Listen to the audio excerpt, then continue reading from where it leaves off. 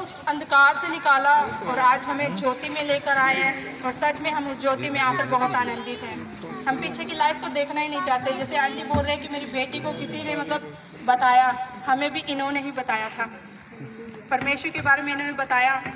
हालांकि ये हमारे लिए प्रेयर भी करते थे, क्योंकि हम बहुत ऐसे चीज़ों में जकड़े हुए थे कि शायद हमारा निकलना मुश्किल था और घर में बहुत कलेश, बहुत परेशानियां, बहुत विपत्तियां थी। मैं धन्यवाद करती हूँ कि परमेश्वर ऐसी स्थितियों में अपने लोगों को हमारे पास किस तरह से भेजते हैं और हमारी लाइफ को वो किस तरह से चेंज करता है। और मेरी मैरिज हुई करनाल में, मैं शाहबाद में रहती थी, मेरी मैरिज करनाल में हुई। मुझे और किसी से नहीं वहाँ लगा, इनसे ही मेरा कनेक्शन बहुत ज़्यादा बन गया कि मैं इनके घर आना जाना बहुत हो गया था। हालांकि इनके घरों से हमें पीछे करने की कोशिश करी, हटाने की कोशिश करी, लड़ाई झगड़ा, आंटी को हमारी वजह से आंटी को बहुत कुछ बोला गया। उन्होंने इतनी दुखों को, इतनी परेशानियों को हम लोगों के लिए सहन किया, क्योंकि खुदावन उनके साथ थे। आज परमेश्वर अगर हमें कहता है कि हम परमेश्वर की गवाही किस लिए देते हैं, क्योंकि वो हमारे जीवन में काम करता है और हम उसका धन्यवाद इसलिए करते हैं क्योंकि उसने आज भी हमें इस पृथ्वी पर जीवित रखा, ताकि हम उसकी महिमा कर सकें, उसका धन्यवाद कर सकें। आंटी हमारे लिए प्रार्थना करते थे, बहुत साल हमें भी लगे, हमें परमेश्वर में आने लगे। 2 साल हो गए, मुझे भी लगातार वो रूटीन आती थी, आने लगी हूँ।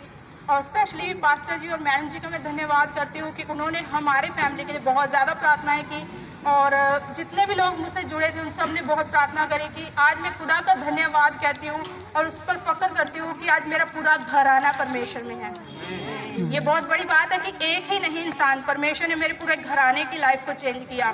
तो हम क्यों ना कहें कि हम उस अंधकार को छोड़कर परमेश्वर की ज्योति में आए। क्या हम अपनी पिछली लाइफ में जाना चाहते हैं? मैं तो बिल्कुल नहीं जाना चाहती, क्योंकि खुदावंद ने ऐसी लाइफ दी है हमें कि कोई हमारा छोड़ने का मन ही नहीं करता। आज सच में यहाँ पे जब परमेश्वर की महिमा हो रही, ऐसा लगता है कि परमेश्वर का रूह यहाँ पर इस तरह से चुंबक से कार्य कर रहा है कि सब लोग इस तरह से दाऊद की तरह, पागलों की तरह मतलब कर ही जा रहे, परमेश्वर का धन्यवाद डांस कर रहे हैं। हालांकि जिसको नहीं भी आता था परमेश्वर ने उसे भी आनंद से भरा। फिर इस आनंद को छोड़कर हम क्यों संसार के आनंद के पीछे भागते हैं? परमेश्वर ने इतना अच्छा, इतना खूबसूरत दिन हमें देता है, अपने आनंद से हमें भरता है, तो हम क्यों ना उसका धन्यवाद करें। जैसे पास्टर जी ने कहा कि भी किसी ने तुम्हें लाख रुपए दिए, किसी ने हमारे घर के लोगों को ही टॉर्चर किया कि तुम्हें पैसे दिया। मेरे स्पेशली शाहबाद में मेरी फैमिली को बोला कि तुम्हें 50,000 रुपए दिए, लाख रुपए दिए, क्योंकि इनका घर बनना स्टार्ट हुआ था। ये परमेश्वर की दया थी कि कितने सालों से वो उजाड़ पड़ा था, पर परमेश्वर ने उसे बनाया। मेरे घर में हालांकि बहुत साल समय हो गया था कि मेरे घर में बहुत परिस्थितियां बिगड़ी थी, पर खुदावंद की दया से आज मेरे घर की सारी परिस्थितियां चेंज है। मैं खुदा का धन्यवाद करती हूँ। उस चीज़ को देखकर लोग कहते हैं तुम्हें भी पैसा मिला है। मेरी मम्मी ने ये बोला कि अगर हमें पैसा मिला है तो चलो मेरे साथ, मैं भी तुम्हें दिलवाती हूँ, छोड़ दो अपनी लाइफ को। मतलब परमेश्वर के विरुद्ध इतना लोग खड़े हैं कि हमें इतना कुछ बोलते हैं, पर अगर हमारा विश्वास परमेश्वर में है तो चाहे हमें कोठी मिले, चाहे ज़मीन मिले, हम उसको भी ठुकराते हैं, क्योंकि उसका आनंद, उसका प्रेम हमारे लिए बहुत ज़रूरी और कीमती है।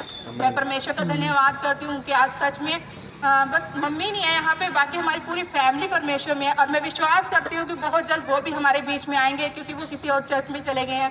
तो आप सब लोग उनके लिए प्रेयर करना ताकि वो भी हमारे बीच में आए और हम सब की तरह वो भी आनंद मना सकें।